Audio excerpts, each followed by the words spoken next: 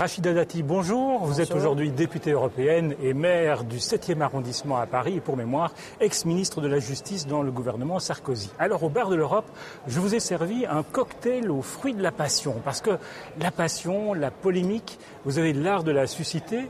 Ça tient à quoi au fond? Vous avez une petite idée? Je la suscite pas chez tout le monde. Je la suscite peut-être chez certains conservateurs, pour ne pas dire chez certains sectaires, mais pas du tout, ni au niveau des Français et encore moins des citoyens européens qu'on peut rencontrer au niveau du Parlement européen. Mais vous venez de publier un livre qui s'appelle « Fille de Mbarek et Fatim Zora, ministre de la Justice », un livre sur votre parcours. C'est pour répondre à certaines critiques, à certaines rumeurs qui vous ont éclaboussé et peut-être fait mal. Éclabousser, le mot est un peu fort. J'ai jamais eu la prétention de vouloir écrire un livre. C'était des notes que je prenais très régulièrement lorsque j'étais garde des Sceaux sur les réformes que je menais au ministère de la Justice, qui étaient des réformes lourdes. Et donc c'était la manière dont je les menais, la manière dont je les mettais en œuvre et sur l'exercice du pouvoir. Puis 2 ans et demi plus tard, j'ai eu une petite fille. Et puis c'est vrai qu'en 2 ans et demi, il y a eu des attaques très violentes, des polémiques virulentes. Et puis aussi, il y a eu des choses très jolies qui ont été dites, mais qui étaient totalement fausses et infondées. Donc ce livre est un moyen de rétablir la vérité, ma vérité, avec des choses précises, des situations précises. J'explique aussi d'où me viennent toutes mes convictions, d'où viennent cette volonté d'agir, et puis surtout comment je résiste.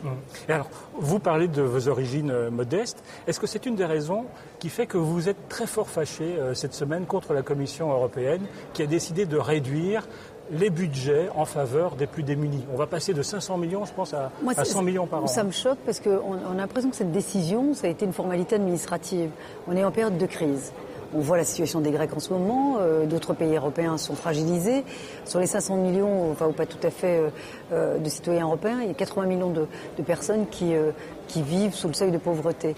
Et là, on réduit, on divise par 5 une enveloppe sur un programme d'aide aux plus démunis, sans que ça pose aucune question. La Commission prend acte de cette décision et dit il y a une décision du tribunal de première instance. Ça, c'est l'Europe que vous n'aimez pas. Je déteste cette Europe et à la fois quand on interpelle le président de la Commission, pas de réponse. Donc moi, ça me choque. Enfin, moi, j'ai été élue sur l'Europe qui protégeait, et en particulier les plus défavorisés ou les plus démunis, et en particulier, notamment en période de crise. Ça va à l'encontre de mes convictions, je ne veux pas dire de mes idéaux, ça va à l'encontre de la réalité européenne aujourd'hui. Mais cela dit, l'austérité qu'on impose aujourd'hui aux Européens, en particulier dans des pays comme la Grèce, est-ce que vous reconnaissez qu'elle est indispensable ou vous contestez le remède ? Ce qui est indispensable, c'est que l'Europe n'avait pas fait son travail jusqu'à maintenant. La dérive qu'a connue la Grèce jusqu'à maintenant aurait pu être détectée si les institutions européennes avaient fait leur travail bien plus tôt. Donc aujourd'hui, les premières victimes. Pas triché. Oui, mais aujourd'hui, les premières victimes sont le peuple grec. Donc moi, cette réduction de cette aide aux plus démunis, ça me choque. Alors même que nous devrions peut-être regarder. Il y avait une volonté européenne d'encadrer les bonus, notamment des traders, ou les rémunérations des banquiers. Je crois que ça a encore prospéré l'année dernière. Alors, je vous arrête parce que vous le voyez. Il y a des petits parasites qui apparaissent ici. Derrière ces parasites, quelqu'un qui a envie de vous poser une question. On regarde. Jean Quatremer, Libération. Madame Dati, je voudrais juste savoir si j'ai le droit de vous poser une question. C'est quelqu'un qui ne m'intéresse pas. Il faut dire, Jean Quatremer a tenté de vous interviewer il y a quelques années, puis l'interview a tourné court. Non, elle a tourné court parce que c'était pas une interview, c'était un interrogatoire. Et moi je considère que, et pourtant Dieu sait ce que je respecte la presse, d'ailleurs avec les polémiques que j'ai pu avoir, jamais je n'ai interdit d'aucune manière ou appelé qui que ce soit pour contester un papier ou une réaction.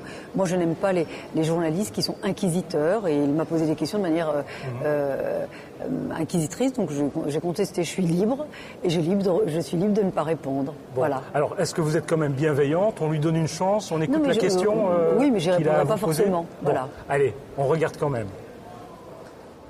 Madame Dati, je vous remercie d'avoir accepté que je puisse vous poser une question. Elle est la suivante. Est-ce que vous trouvez normal que pour la majorité du personnel politique français, le Parlement européen soit un cimetière des éléphants pour des politiciens quasiment à la retraite, soit un purgatoire en attendant d'avoir un meilleur poste en France? Merci. Voilà, réponse. Je lui ai renvoyé la question, est-ce que c'est normal qu'un journaliste ait le sentiment d'être enterré ici, soit dans l'aigreur, quand il écrit des papiers? Non, parce qu'il écrit souvent des papiers dans l'aigreur. Moi, je considère que journaliste, c'est un des plus beaux métiers, ça conforte la démocratie. On voit aujourd'hui que le fait de fournir de l'information, de porter à la connaissance de l'opinion publique ce qui peut se passer dans les régions du monde, c'est ça la noblesse du journalisme. C'est pas de faire de l'inquisition ou d'être dans l'aigreur ou l'amertume. Et parfois, M. Quatremer, il est un petit peu dans... Je pense qu'il y a quelques frustrations auxquelles je ne m'associe pas. Mais revenons à sa question sur le fond.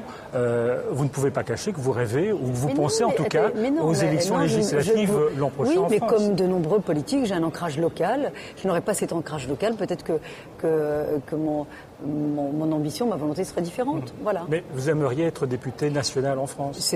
J'ai toujours été claire là-dessus.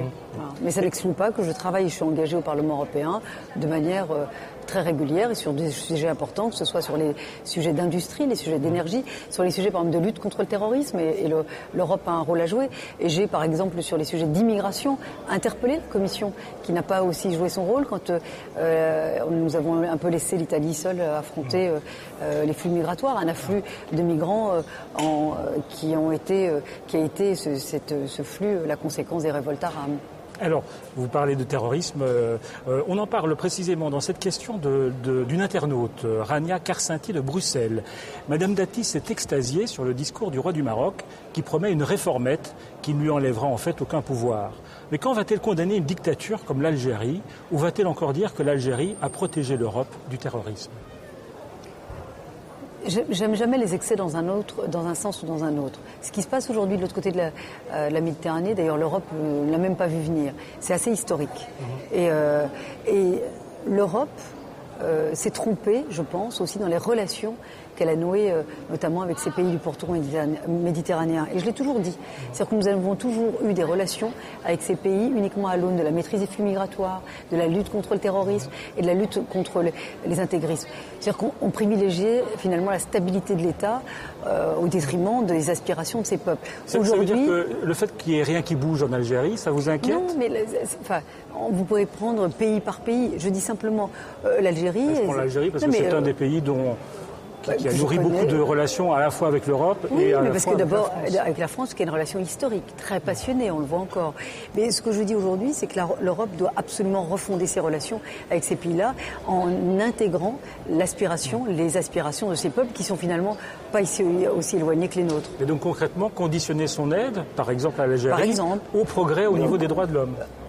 Que ce soit, effectivement, que cette aide soit conditionnée, par exemple, par un grand plan de formation, d'éducation et de stabilisation. C'est-à-dire stabilisation de retenir, par exemple, toute sa jeunesse dans ces pays pour pouvoir contribuer au développement et à la démocratisation de ces pays. Merci Rachida Dati d'être venue au bar de l'Europe et je vous propose de goûter à ce cocktail aux fruits défendus, aux fruits de la passion, pardon. Mais lapsus, vous ne me le reprocherez pas. Je vous en prie.